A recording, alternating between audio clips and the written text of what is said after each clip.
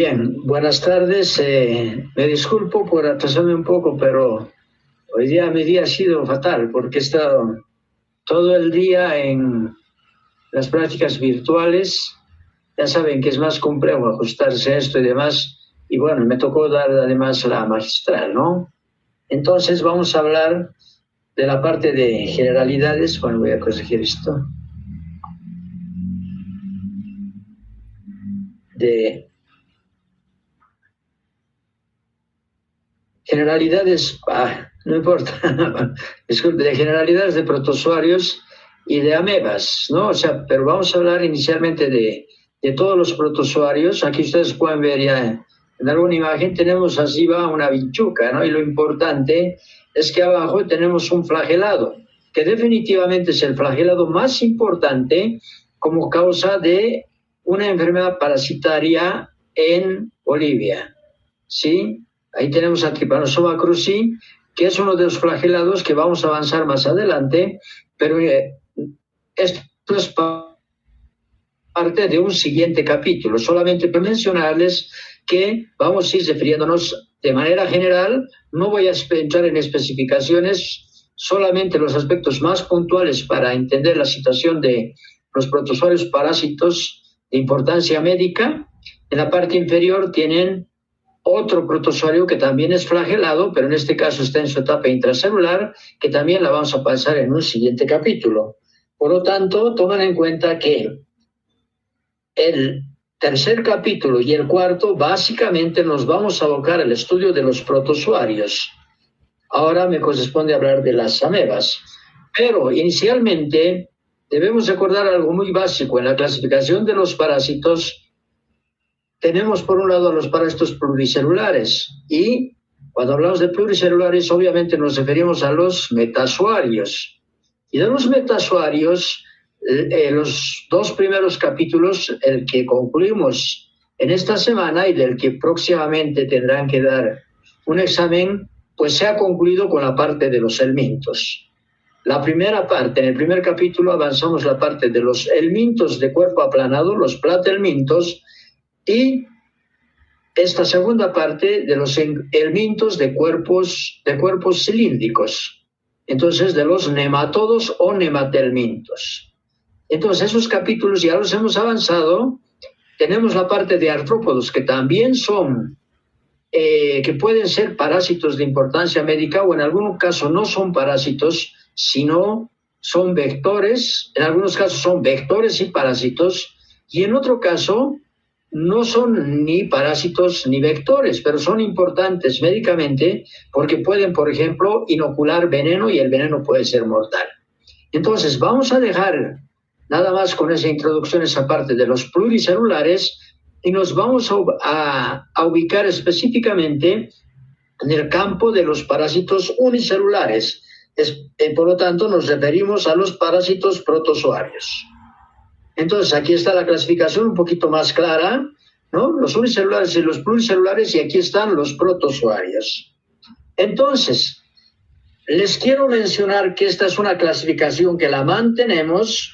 Ha cambiado en parte esta clasificación, sin embargo, no la modificamos porque resulta bastante complicado tratar de hacerlo. Entonces, no, es académicamente complicado, es decir, creemos que es mejor abordarlo desde esta perspectiva, desde lo que está ahí señalado en la diapositiva.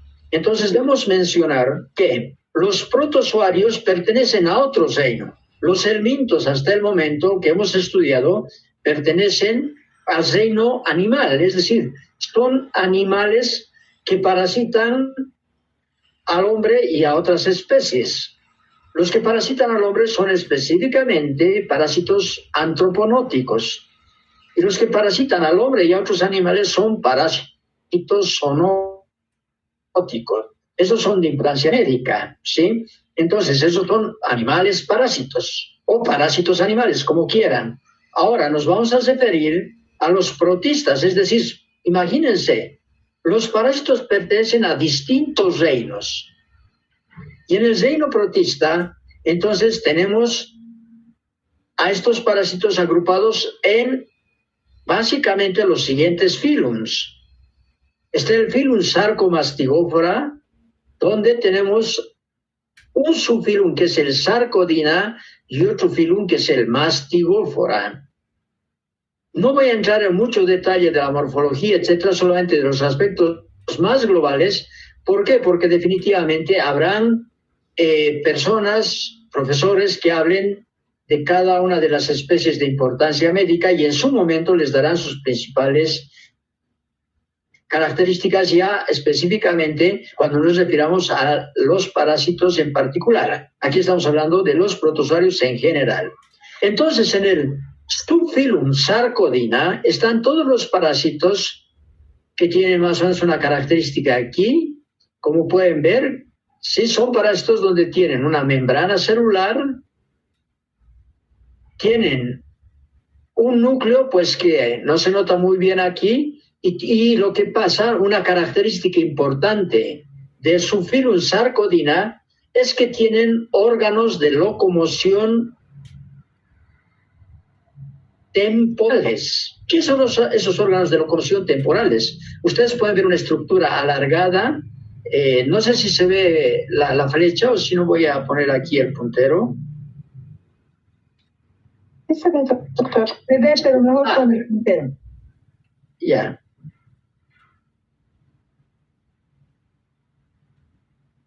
Ya, mejor, ¿verdad? Entonces, esta estructura que ustedes ven aquí es nada más una expansión del citoplasma, y una vez que el parásito ha expandido su citoplasma aquí, luego arrastra todo el contenido de esta parte que está en este otro lugar y lo trae hacia este lado. Y por lo tanto el parásito se ha movilizado. Hace una nueva emisión y esas estructuras, esas expansiones del citoplasma son las que se conocen con el nombre de pseudópodos. Entonces, pseudópodos quiere decir falsos pies. Por lo tanto, son órganos de locomoción temporales. Imagínense, arrastra todo eso y en este momento piensen, aquí hagan un corte y esta expansión ya no habría. Entonces, aquí queda esto. Entonces, por lo tanto, luego emite el pseudópodo para moverse a este lado y así sucesivamente. Entonces, los parásitos protozoarios del subfilum Sarcodina, filum Sarcomastigófora, se movilizan a expensas de los pseudópodos. Y reitero, ¿qué son los pseudópodos? Son órganos de locomoción temporales. Esa es la principal característica de los parásitos que se denominan amebas en general. Hay especies de amebas de importancia médica, básicamente una especie de importancia médica, algunas otras que son circunstancialmente de importancia médica y la mayoría no tienen importancia médica porque no provocan enfermedad. Sin embargo, son muy frecuentes algunas especies, de hecho una especie es muy frecuente en el tubo digestivo de los humanos. Luego están los protozoarios del subfilum Mastigófora. Y estos protozoarios tienen la característica, también tienen una membrana celular. En este caso tienen dos núcleos, pueden tener uno o dos núcleos los parásitos, ¿sí? Tienen otras estructuras de locomoción que ustedes pueden ver aquí, con unos pelitos, esos se denominan flagelos. Entonces todos ya se dan cuenta de lo que es un flagelo, me imagino que todos conocen. Por lo tanto, los parásitos del subfilum Mastigófora se movilizan a expensas de órganos de locomoción permanentes. Y esos órganos de locomoción permanentes son los flagelos. Pero puede ser que tengan otras estructuras que les sirvan de locomoción, pero lo más importante es que esto es lo que caracteriza al subfilum Mastigófora, la presencia de flagelos. Y por lo tanto, el subfilum Sarcodina y el subfilum Mastigófora están agrupados en el subfilum Sarcomastigófora. Aquí, cuando hablamos de las amebas, la mayoría de las amebas, ¿sí?, van a parasitar el tubo digestivo y principalmente el intestino. Los protozoarios flagelados habrán parásitos del intestino, pero también hay parásitos hemotisulares, es decir, que se puedan localizar en la sangre y en ciertos tejidos. Y ahí inclusive hay flagelados que pueden tener como hábitat las vías urogenitales. Luego tenemos aquí el filum Ciliophora. Y en el filum Ciliophora, esto es un filum que tiene bastantes especies, pero ojo, la única de importancia médica, es decir, la única especie que puede parasitar al humano y tener importancia como causa de enfermedad, ¿sí? Es una especie que se denomina Balantioides coli. Ya en su momento vamos a tocar las características que tienen estos parásitos. Entonces, ¿qué es lo más importante? Acuérdense que decíamos en el subfilum Mastigophora, los órganos de locomoción permanentes eran los flagelos, como pueden ver aquí. En el subfilum Ciliophora, los órganos de locomoción también son permanentes, pero pueden ver ustedes aquí, en la periferia, se observan como una serie de pelitos. En otras palabras, cilios. Por eso pertenece al filum Ciliophora.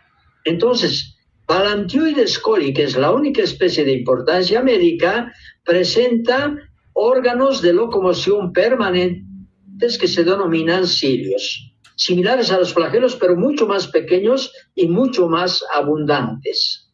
Además, este parásito tiene otra característica, ya tiene una boca celular, que aquí se puede intuir nada más. Vamos a ver una imagen siguiente, y esa boca celular, al ser celular, recibe el nombre de cito, de célula, ostoma.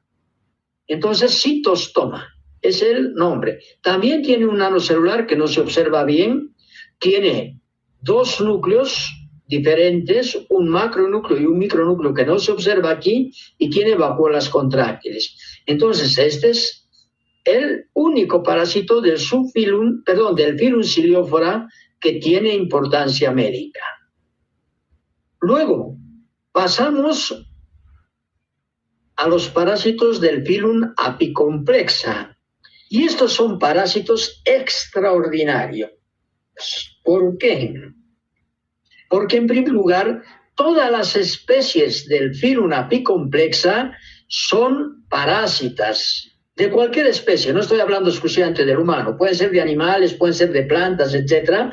Pero todas las especies de Apicomplexa son parásitos, son parásitas. ¿Por qué?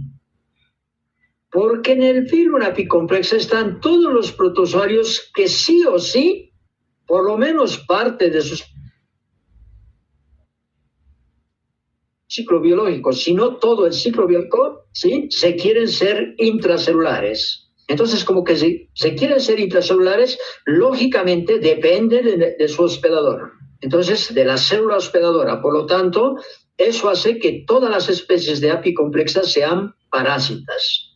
Entonces, varían mucho en morfología, tienen ciclos biológicos muy complejos, más complejos que estos otros.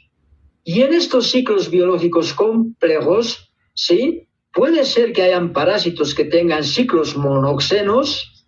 Sin embargo, muchas especies tienen ciclos heteroxenos. En otras palabras, necesitan de dos o más especies hospedadoras para continuar su ciclo biológico. No completar, para continuar su ciclo biológico. Porque sabemos que los ciclos biológicos no se completan, los ciclos ni se cortan, los ciclos biológicos permanecen.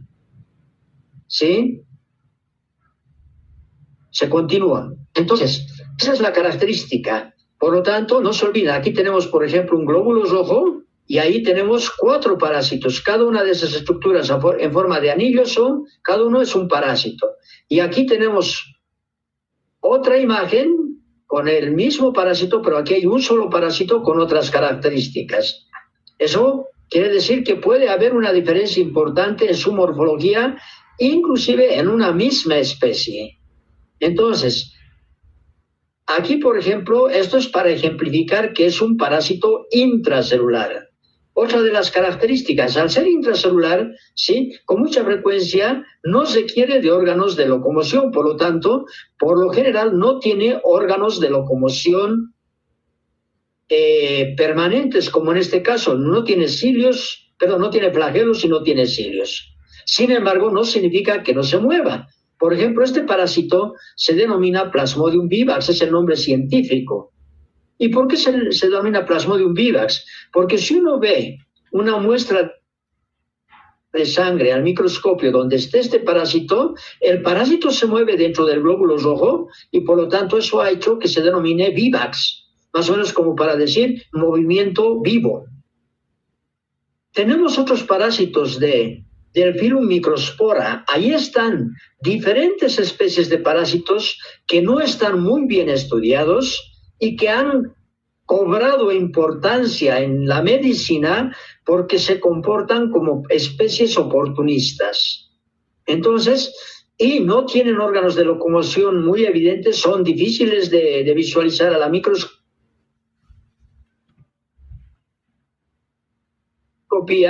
y si observamos, entonces, básicamente, los parásitos que sobre todo vamos a estudiar están en este grupo: Sarcomastigophora, el filum Sarcomastigophora, el filum Ciliophora y el filum Apicomplexa. La mayoría de las especies que vamos a estudiar principalmente están en el filum Apicomplexa y en el filum, en el filum Apicomplexa y en el subfilum Mastigophora. Principalmente, por lo tanto, habrán muchos flagelados y habrán otros parásitos que en su ciclo necesiten sí o sí parasitar células. Bien, una de las características importantes de los parásitos del filum Apicomplexa es que tienen ciclos biológicos complejos, como les decía. Muchos tienen ciclos heteroxenos, algunos tienen ciclos monoxenos, pero también complejos. Y otra de las características importantes es que tienen una reproducción alternante. ¿Qué quiere decir? Que en parte de su ciclo biológico tienen una reproducción asexual y en parte de su ciclo biológico tienen reproducción sexual. Entonces, todos los parásitos, ¿sí?, del filum Apicomplexa que tienen ciclo heteroxénico, en todas esas especies vamos a poder definir cuál es el hospedador intermediario y cuál el hospedador definitivo. El hospedador definitivo será aquel hospedador en el que estos parásitos se multipliquen de manera sexual, y el hospedador intermediario serán aquellos hospedadores en los que los parásitos se reproduzcan de manera asexual. Una de las características importantes es que, obviamente, podremos decir que tienen hospedadores definitivos e intermediarios siempre y cuando los parásitos tengan ciclo heteroxeno. Si tienen ciclo monoxeno, pues no habrán hospedadores intermediarios ni definitivos. Espero que eso quede claro. Bien, vamos a pasar ahí para ver imágenes un poquito más de cerca. Aquí para mostrarles lo mismo, pero vean aquí la emisión de pseudópodos. Entonces, luego esta ameba arrastra todo lo que está aquí al flagelo, al pseudópodo. En el pseudópodo se agranda, se llena del contenido que había aquí en el citoplasma y posteriormente arrastra todo el contenido. Aquí tenemos uno de los patógenos más frecuentes del tubo digestivo. Y ese patógeno corresponde a Giardia intestinalis, Giardia lamblia o Giardia duodenalis. Son sinonimias. El término con el que más se conoce este parásito es Giardia lamblia. Y el término más adecuado, es decir, el nombre científico más adecuado, es de Giardia intestinalis. Si ustedes pueden ver, aquí se notan de mejor manera los flagelos. Sí, no voy a entrar en el detalle porque ya en la siguiente semana ustedes tendrán 2 clases para hablar específicamente de aquello. Aquí tenemos otro parásito que también es flagelado. Vean, aquí están sus flagelos.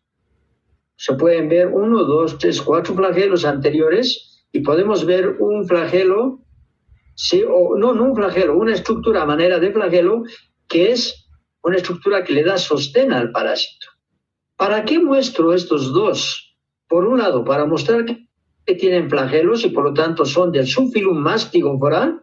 Vean, aquí este parásito tiene 2 núcleos, aquí tiene 1, entonces pueden tener 1 o 2 núcleos. Y otra de las características importantes,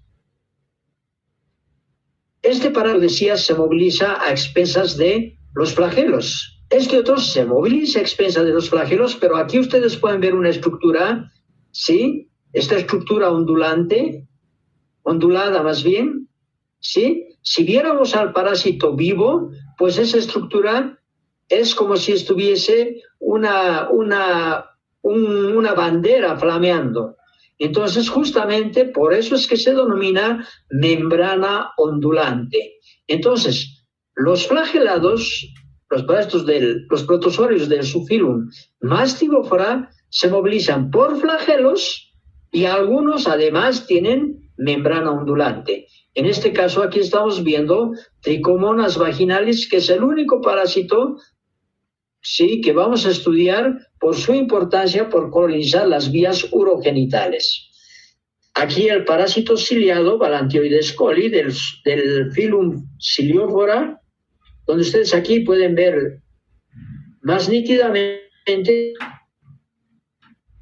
la presencia de cilio en la periferia. No es que solamente están en este lado, están alrededor de todo el parásito. Aquí ustedes pueden ver esa estructura, un poco aquí como un triangular, que no se nota muy bien. Esa corresponde al citostoma o boca celular. Y aquí está el macronúcleo y por aquí el micronúcleo que no se observa. Y aquí lo que les decía, sí, el parásito del filum apicomplexa. Bien, entonces vamos a empezar ya a hablar de las amebas. Y principalmente las amebas a las que nos vamos a abocar en el estudio es a las amebas intestinales. Y las amebas intestinales tienen, no todas, ¿sí? Porque hay no todas las amebas, porque por ejemplo hay una ameba, ¿sí? Una especie que antes se denominaba dientameba porque se suponía que era ameba y resulta que fue un flagelado, entonces que se suponía que era una ameba con dos núcleos, por eso el nombre de dientameba. Entonces aquí ya no está. Sin embargo, aquí hemos incorporado solamente las amebas a las que nos vamos a referir. Y de estas amebas tenemos, ustedes pueden ver la morfología. Esta es la forma vegetativa o forma móvil. Esa forma móvil es la que se mueve a expensas de los pseudópodos. Y aquí ustedes pueden ver, por ejemplo, aquí está un pseudópodo. Lo importante es que nos vamos a referir a estas amebas de aquí, ¿sí? A esta y a estas otras, con el nombre científico que corresponde. Todas estas pertenecen al género Entameba. Se escribe Entamueva, pero se lee Entameba. Entonces, sí, todas son del género Entameba. ¿Cuál es la de importancia médica? Es Entameba histolítica, porque es la única plenamente comprobada como especie patógena. Sin embargo, ustedes pueden ver aquí al lado otra que es muy, muy parecida, morfológicamente es idéntica y tiene las mismas características, pero hay que tener en cuenta que esta ameba puede pertenecer a cualquiera de estas especies. Puede ser Entameba histolítica, puede ser dispar, puede ser Moskoski o puede ser Bangladeshi. Y ustedes dirán, pero aquí está Entameba histolítica, ¿y por qué aquí la incluimos en el complejo? Porque Entameba histolítica a veces causa enfermedad y otras veces no provoca enfermedad. Cuando no provoca enfermedad está en condición de un parásito comensal, es decir, no está causando daño al hospedador. Cuando no causa daño al hospedador, no se puede reconocer a qué especie corresponde. Y como no se puede reconocer a qué especie corresponde en su estadio de trofozoito aquí, decimos que corresponde a, que puede ser, no que corresponde, que puede ser una ameba del complejo Entameba histolítica Moskoski o Bangladeshi. Cuando la denominamos así como complejo, estamos indicando que puede ser cualquiera de las especies. Entonces, esto es muy importante de tener en cuenta. Ahora, ¿cómo es que se puede diferenciar entameba histolítica? La única forma de reconocer entameba histolítica es cuando vemos al parásito en su etapa de trofozoito, pero además cuando está causando daño. Y cuando causa daño este parásito, ustedes pueden ver aquí en el interior, a diferencia de esta otra imagen, vemos unas estructuras así circulares. Esas estructuras circulares corresponden a eritrocitos, a glóbulos rojos. Entonces, la única diferencia es que cuando está causando daño, es decir, cuando está en su fase patógena, se puede reconocer entameba histolítica porque tiene glóbulos rojos. Si entameba histolítica no está provocando enfermedad, pues no tiene glóbulos rojos. Y no sabemos si es entameba histolítica o si es una de las amebas que están dentro del complejo. Ojalá ustedes puedan, yo les recomiendo que lean con cuidado lo que he escrito hace algún tiempo atrás, porque trato de explicar esto de la manera más clara posible. Bien, entonces, estas 4 especies pertenecen al complejo entameba histolítica dispar Moskowski, Bangladesh. Luego, hay una ameba que es muy parecida a las del complejo, pero es más pequeña. Entonces, al ser más pequeña, se puede reconocer como entameba hartmanni, que tampoco es patógena. Otra entameba que más o menos se parece a alguna entameba del complejo se parece, es entameba polecki. Esta entameba polecki, que puede encontrarse en humanos, pero básicamente con más frecuencia se encuentra en cerdos, es muy parecida y sí tiene ciertas características que permiten reconocerla de las especies del complejo. Entonces, por lo tanto, no vamos a hablar mucho de entameba polecki, no vamos a hablar de entameba hartmanni, vamos a hablar de entameba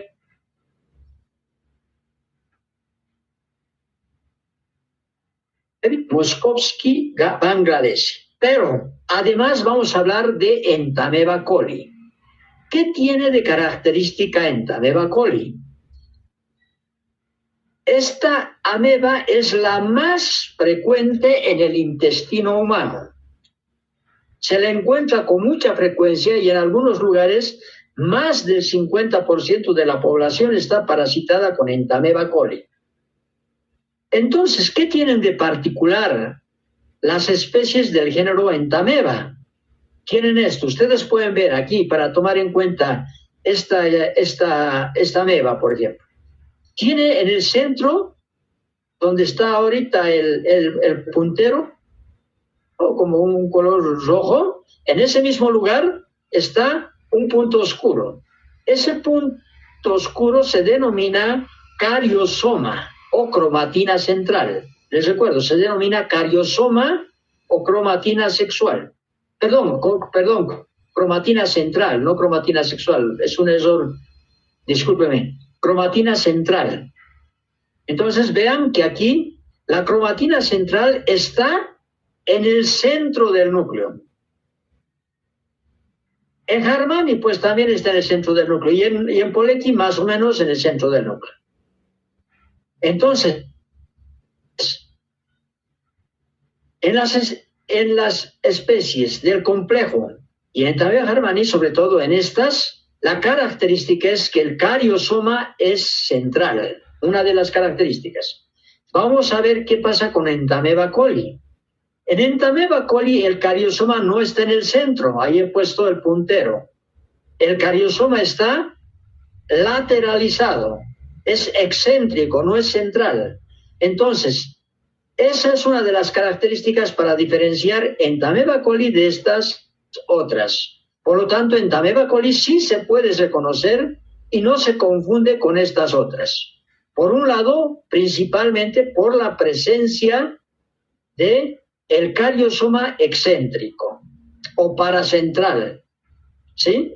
Otra de las características es que en las amebas del género entameba hay una cromatina central que se denomina cariosoma y ustedes pueden ver aquí hay como unos gránulos en la periferia por dentro de la membrana celular. Esos gránulos por dentro de la membrana celular se denominan cromatina periférica.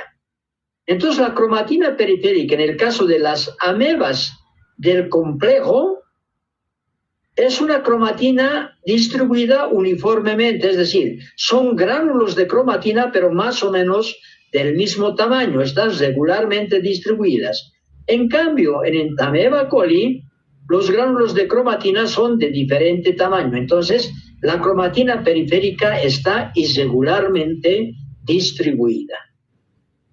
Ahora, todos los trofozoitos, ¿sí?, de estas entamebas tienen un solo núcleo. No hay amebas con dos núcleos.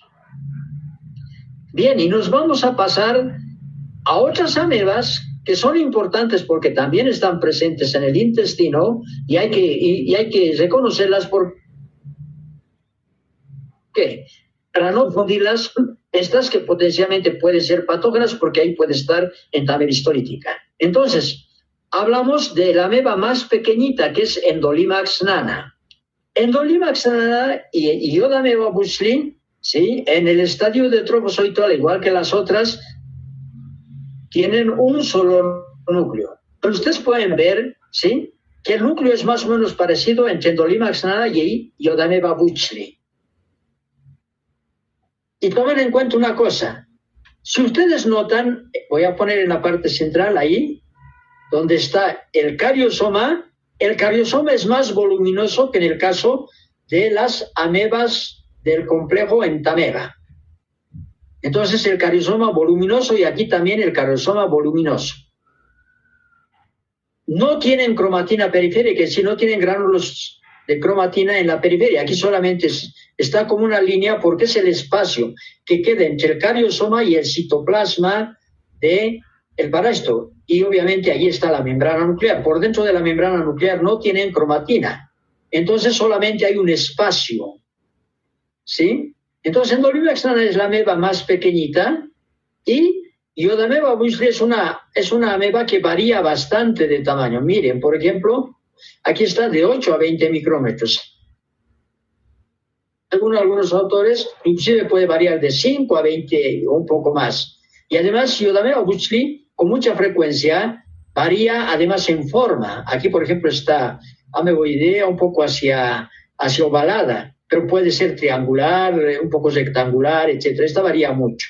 Y esta es la más pequeñita. Por lo tanto, es importante que los laboratoristas conozcan esto y es importante que si nosotros vemos como médicos en algún reporte de laboratorio Endolimax nana y Iodamoeba bushli, sabemos que no son patógenas. Entonces, estas son las amebas en sus fases de trofozoito, la forma vegetativa, ¿sí?, la forma activa, la forma móvil. La característica es que estas, al no tener una membrana, una pared, tienen una membrana celular, pero no tienen una pared celular, estas formas se destruyen rápidamente en las heces.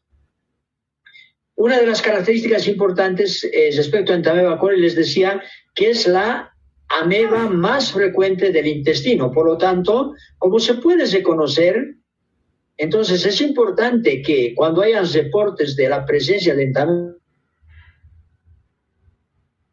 coli en un examen común parasitológico, nos dice que no es un parásito patógeno, pero ojo, no es que eso no importa, porque eso nos está indicando de que hay contaminación fecal.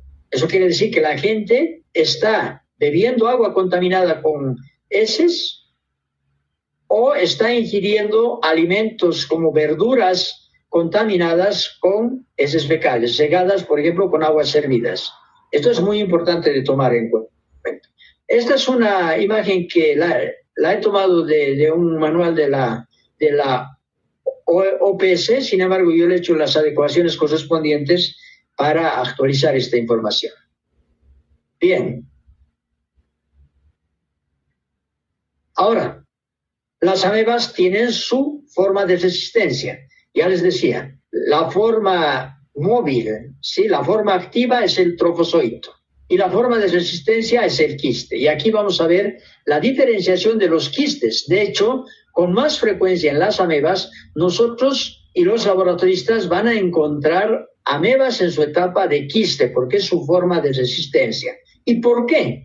porque los quistes se forman en la medida en que han dejado su hábitat, dejan de estar en el intestino y están en las heces. Entonces no es el mejor hábitat y por lo tanto empieza, como saben que, no saben, tiene la posibilidad de destruirse en el medio ambiente, entonces producen una pared quística y ustedes pueden ver esa estructura, sí, como una doble membrana aquí, esa corresponde a la pared quística.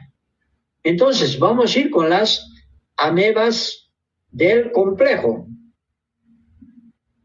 Quiero que se acuerden esto. Aquí, por ejemplo, diferenciábamos en ameba histolítica por la presencia de glóbulos rojos de las otras amebas del complejo, cuando estaba en su fase patógena.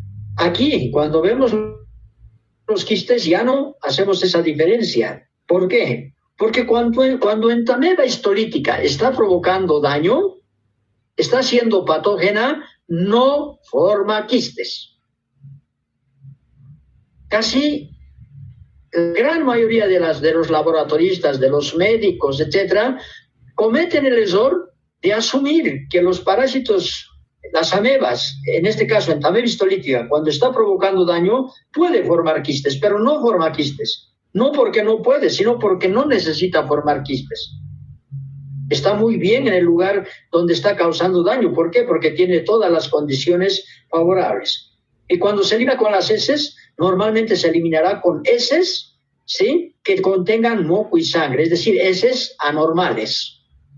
Entonces, los quistes del complejo entameba histolítica dispar Moskowski bangladeshi, ¿sí?, tienen una característica. Tienen de 1 a 4 núcleos. Pero no es importante el número de núcleos nada más. Porque, ojo, si tiene un núcleo y está redondeado el parásito, puede ser cualquier especie. Entonces, por el número de núcleos no podemos diferenciar. Sin embargo, lo que hay que tener en cuenta es lo que les decía anteriormente. La forma de reconocer si es una ameba del complejo es ver el núcleo. Por lo tanto, el núcleo tiene cromatina central o cariosoma central, ¿sí? Cariosoma central y periféricas regularmente distribuida. Aquí con un núcleo, aquí con 2 núcleos y aquí con 4.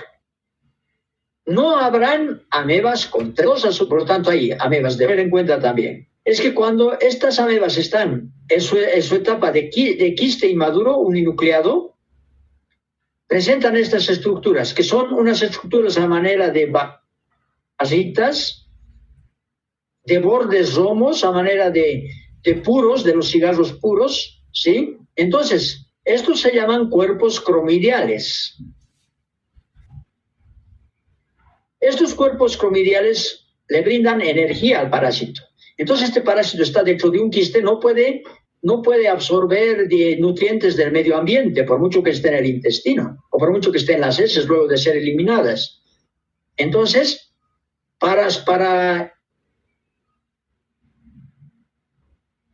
multiplicarse, porque aquí se está multiplicando, ¿verdad? Se está dividiendo estas estructuras que son los cuerpos cromidiales. Aquí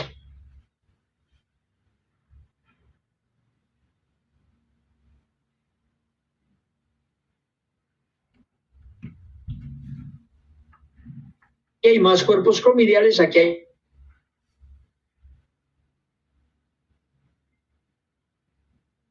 menos.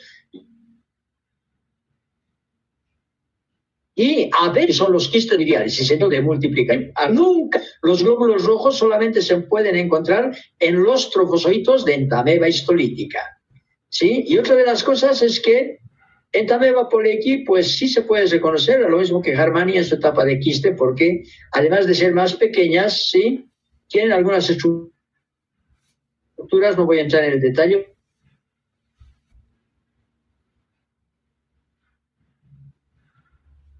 porque estas son Entamoeba coli. Entamoeba coli puede tener un núcleo, como en este caso. En este caso ya tiene 2 núcleos. Los quistes son más grandes que los de Entamoeba del complejo. Y vean, estos son los cuerpos cromidiales. Los cuerpos cromidiales ya no son de extremos romos. Los cuerpos cromidiales no son como aquí. Los cuerpos cromidiales ya son más grandes y además son de extremos astillados. Es una de las características para reconocer. Aquí hay 2 núcleos, sí, aquí también. Pero ¿cómo reconozco? Por los cuerpos cromidiales. Y si no distingo los cuerpos cromidiales, ¿cómo reconozco? Reconozco principalmente por el cariosoma. ¿Sí? Aquí vemos que el cariosoma es excéntrico y aquí vemos que el cariosoma es central.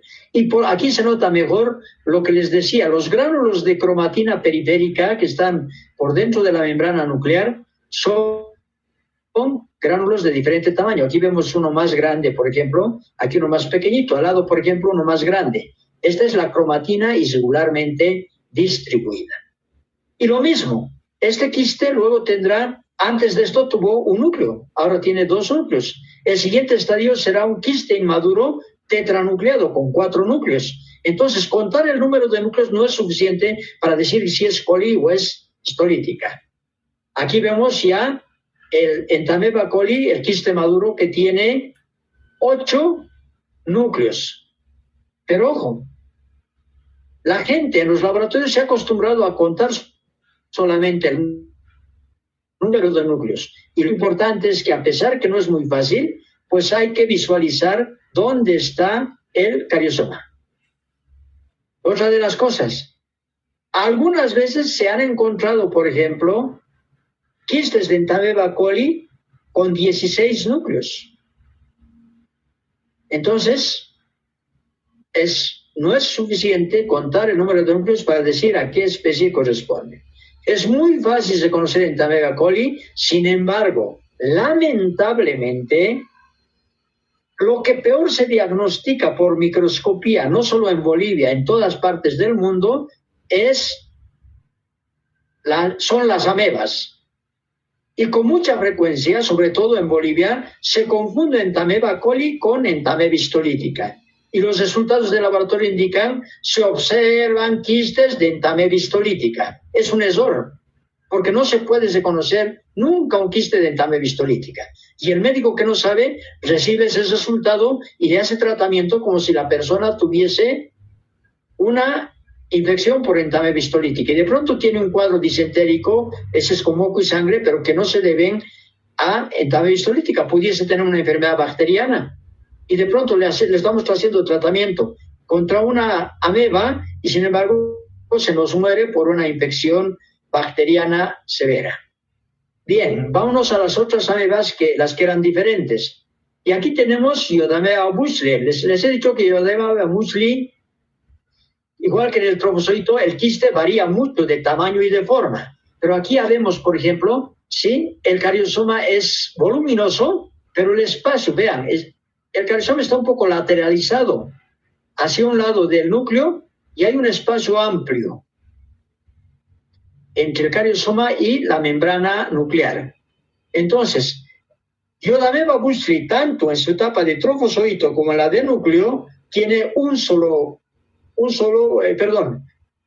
tanto en su etapa de trofozoito como en su etapa de quiste, tiene un solo núcleo. Reitero, Iodameaba bushli siempre tendrá un solo núcleo, sea que esté en su etapa de trofozoito o en su etapa de quiste. ¿Qué característica importante tiene Iodameaba bushli? Justamente esta estructura. Una vacuola bien definida que con el lugol se tiñe de un color más o menos rosado, más o menos como el color que ustedes están viendo de la periferia del puntero, ¿sí? Entre rosado y anaranjado. Entonces todo esto está de ese color y justamente con el lugol. Por eso se llama Iodameaba, porque no nos olvidaremos que el lugol es un colorante basado en yodo y se denomina Iodameaba bushli. Y esto lo van a poder ver en el microscopio y notar fácilmente en el laboratorio. La otra especie, pequeñita es Endolimax nana. El Endolimax nana es un parásito muy pequeño que puede estar entre redondeado y ovalado, y hasta es un poco rectangular.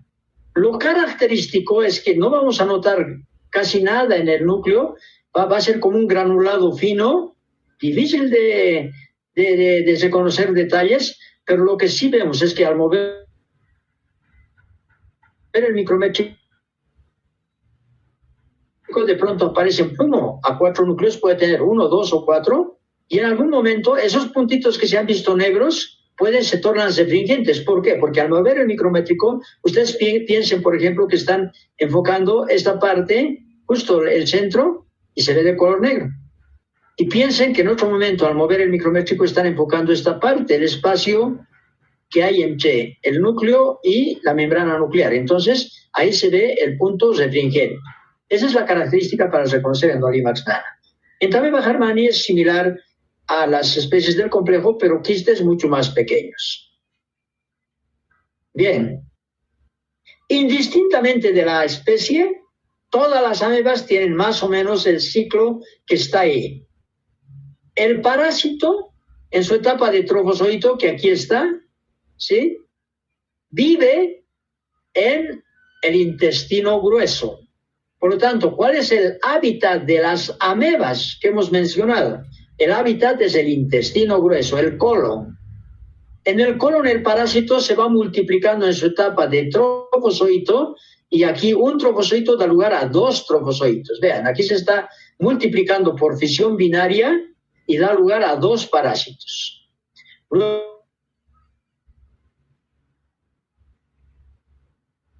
estando la carga parasitaria, y la mayoría de las veces, ¿sí?, porque estos parásitos no van a provocar enfermedad, porque la mayoría de las especies en general no provocan enfermedad, con la única excepción de Entamoeba histolítica. Y además Entamoeba histolítica, por lo general, está en calidad de comensal, vale decir que está sin provocar daño en el intestino. Cuando las heces se van alejando hacia la región del ano, entonces, ustedes acuérdense que lo más importante, lo que más se absorbe en el intestino grueso es agua. Entonces, en la medida en que las heces van viendo redondeado, pero sin pared todavía, ¿sí?, esto se va redondeando y se transforma en un estadio que se llama prequiste. Luego se forma una pared quística, ya es el quiste maduro, y después aquí el quiste maduro que sale con las heces, permanece en el medio ambiente, esta pared le permite resistir, y posteriormente hay contaminación fecal, se contaminan las aguas, a través de las aguas se pueden contaminar ciertos vegetales como las lechugas, por ejemplo, como las frutas de la tierra, entonces se pueden contaminar fácilmente con aguas irrigadas, con las aguas contaminadas con heces que están sirviendo para irrigar estos productos, y por lo tanto el ciclo se da de esta forma, ¿sí?, para todas las especies de amebas. Les recuerdo nuevamente, las amebas, aquí están los pseudópodos, estas son las emisiones las expansiones del citoplasma. Ustedes ya pueden reconocer, a ver, ¿quién me dice? ¿Qué puedo decir aquí en cuanto al diagnóstico? Cualquiera de ustedes, muchachos. ¿Quizás Entamoeba coli? No, porque miren, lo que decías, la característica del género Entamoeba es que tienen una cromatina, un cariosoma y una cromatina periférica, ¿verdad? Eso es para todas las entamebas. Pero en el caso de las entamebas del complejo, todas tienen el cariosoma central y la cromatina periférica regularmente distribuida. Por lo tanto, ¿cuál sería el diagnóstico aquí? ¿Es trofozoito de qué? Cualquiera, muchachos. Trofozoito del complejo de Entamoeba histolítica y los demás, quizás. Histolítica, dispar, Moskovsky, Bangladeshi. Muy bien. No podemos decir trofocito de Entamoeba histolítica, porque imagínense, si estas estructuras así como blanquitas fuesen glóbulos rojos, ahí sí podemos decir trofocito de Entamoeba histolítica. Pero aquí, como no hay glóbulos rojos, no sabemos a qué especie corresponde. Espero que esta imagen les sirva. He tratado de recopilar de la mejor manera lo más útil. ¿Sí? Ahora ustedes pueden ver aquí, vean, este es un quiste uninucleado, igual, con cuerpos cromidiales de extremos rojos, y aquí también, ¿sí? Son quistes, un quiste uninucleado, un quiste binucleado, y todas las amebas tendrán este mismo ciclo. Solamente Entamoeba histolítica en algún momento puede colonizar la pared del colon y provocar lo que es una colitis, una inflamación del colon, y puede inclusive extenderse por fuera del sistema digestivo y llegar, por ejemplo, a otros tejidos, al hígado, a los pulmones, al cerebro, a la piel y a cualquier otro órgano. Entonces, en esa etapa es cuando el parásito está provocando enfermedad. O sea, ¿cuándo provoca enfermedad del Entamoeba histolítica? Cuando invade, deja de estar en la luz del intestino e invade la pared, el colon, o cuando se extiende a otras partes del organismo. Espero que quede claro. La mayoría de las veces, cuando el parásito está provocando daño, debemos decir que provocar daño no forma parte del ciclo, porque el ciclo del parásito, el ciclo biológico del parásito es luminal, solamente es en la luz del intestino, dando lugar a trofosoritos y esos trofosoritos a quistes. Y los quistes son los estadios de resistencia en el medio ambiente y además son las formas infectantes. Y todas las amebas que hemos visto tienen ciclo monoxeno, ¿ok?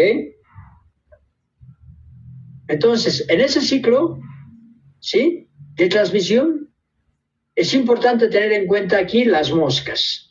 Las moscas pueden, vean, aquí está esta persona defecado, está eliminando quistes, por lo general son asintomáticos, porque no está causando daño el parásito. Entonces, estos son los portadores asintomáticos. Estas moscas se posan en las heces, en sus patas llevan quistes del parásito. Estos quistes, esos se posan sobre algunos alimentos. Si estos alimentos son ingeridos, pues la persona se infecta. También se puede infectar con la contaminación fecal, si por aquí hay una fuente de agua y la persona bebe de esa fuente de agua sin hervir, entonces se infecta. Para todas las amebas el ciclo de transmisión es el mismo. Y las moscas son importantes como vectores mecánicos. ¿Por qué? Porque el parásito no se transforma aquí, solo es transportado por las moscas, y también ahí están importantes vectores mecánicos las cucarachas, ¿sí? Aquí nada más para recordar, ¿no? ¿Por qué están en el complejo Entamoeba histolítica dispar Moskovsky Bangladeshi? Porque son indiferenciables en su etapa de trofozoito y quiste, sea inmaduro o quiste maduro. Entamoeba harmani es parecida a esta, pero es más pequeña, y Entamoeba coli sí es diferente. Aquí ustedes pueden notar más claramente la diferencia en el núcleo. El cariosoma central y el cariosoma excéntrico. ¿Ok? Aquí algunas imágenes nada más. Esto es este documento lo pueden bajar. Ustedes buscan medios auxiliares para el diagnóstico de las parasitosis intestinales, segunda edición, y lo van a encontrar en la red. Es un documento de la OMS donde ustedes van a tener todas estas imágenes. Estas son láminas, por ejemplo. Aquí, esta es una microfotografía sin coloración. Se puede notar que esto es Entamoeba histolítica. Aquí solamente está como Entamoeba histolítica, Entamoeba dispar. ¿Por qué? Porque en esa época, cuando se sacó este documento, no se conocía de la presencia de Entamoeba Moskovsky y Entamoeba Bangladeshi. Entonces ahora sería poner los 4 nombres, ¿no? Pero se puede notar que corresponde a aquello porque ustedes ahí ven claramente, a pesar de estar sin coloración, esto es muy difícil, pero se puede reconocer que es Entamoeba del complejo, ¿sí? Y aquí son láminas coloreadas, aquí esto es otra coloreada, y aquí se reconoce mejor el cariosoma, ¿sí? Pero además ustedes pueden ver glóbulos rojos en su interior. Por lo tanto, ya es Entamoeba histolítica. Esto es con coloración. Pero vean esta maravilla. aquí no notamos el núcleo, pero sí notamos muy bien los glóbulos rojos. Y ojo, ¿y por qué digo esta maravilla? Porque esto se puede ver muy bien si se hace un examen. Inmediatamente se han eliminado las muestras y solamente con su fisiología vamos a ver al trofocito moviéndose y en su interior los glóbulos rojos. Aquí otras imágenes y ustedes pueden ver aquí la cromatina, el cariosoma excéntrico que corresponde a Entamoeba coli.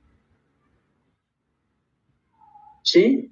Vean, lo que les decía de Iodamoeba bushley, esto solamente con Lugol. Si no, moviendo el micrométrico se puede notar que tiene un solo núcleo, pero aquí lo que sí podemos ver es la vacuola que le da el nombre a Iodamoeba. Iodamoeba es por esto, porque con el Lugol se tiñe bien la vacuola iodófila. ¿Sí? Estas ya son con coloraciones especiales. Y lo que les decía de Endolimax nana, en Endolimax nana en algún momento se observan puntos negros, nada más, vean, no se nota nada en el núcleo, solamente que está bien definido el parásito, pero se notan aquí puntos negros. Aquí se notan 3 núcleos. Moviendo el micrométrico aparecerá el otro. Y vean, en algún momento moviendo el micrométrico ya no se notan los puntos negros, sino como aquí, en esta partecita, fíjense, voy a levantar ahora, ahí está, más bien como un punto refringente. Es más o menos como una perla en una torta, ¿sí? Estas son las imágenes que se observan en preparaciones en fresco. Estas ya son coloreadas, que por lo general las coloraciones solamente con fines de investigación, ¿sí? Otra de las cosas importantes que hay que mencionar es la cuestión de que para diferenciar Entamoeba histolítica dispar y Moskowski, esto era cuando todavía no se había identificado la presencia de Entamoeba bangladeshi, la única forma de diferenciar es por biología molecular. Entonces, antes se decía que solo teníamos Entamoeba histolítica y dispar, pero posteriormente, miren, aquí Entamoeba Moskowski en Venezuela, que ya se identificó a principios de la década de los 20, ¿sí? O sea, en estos últimos años. Vean, Entamoeba Moskowski en Costa Rica, porque Moskowski viene de Moscú, fue por primera vez identificada en Rusia. Y hay otras amebas que pueden ser de importancia médica, pero que ya no son intestinales. Esta es, por ejemplo, Balamutia mandrilaris, que antes se encontraba solamente en el viejo mundo, y aquí tenemos un reporte de la presencia de esta especie en Perú. De hecho, esta especie puede provocar la muerte porque es bien difícil de diagnosticar y puede provocar principalmente infección a nivel del sistema nervioso central. Y Balamutia mandrilaris inicialmente fue identificada en animales silvestres en África. Bien, entonces, es un poco pesada esta primera parte porque es bastante complejo hablar de las amebas. La siguiente vez vamos a hablar específicamente de Entamoeba histolítica y de la amebiasis, que es la enfermedad que provoca. Bien, si hay alguna pregunta, entonces estoy presto para poderles responder. Pueden activar su micrófono para poder ver. Uy, tengo 58 como nunca. Porque casi no van a las clases. Porque casi no van a las clases. Bien, ¿alguna pregunta? Bien, si no hay preguntas, pues hemos cumplido con 1 hora de la magistral, ¿sí? Y ya les decía, me he atrasado un poquito porque estaba, 3 sesiones, imagínense, más o menos 2 horas y media con las 2 anteriores, por 2 más esta, ya. Más bien que puedo seguir hablando. Muchas gracias y nos vemos en la siguiente. Bueno, no sabemos todavía si va a ser por esta misma vía, probablemente sí, o si hay alguna novedad.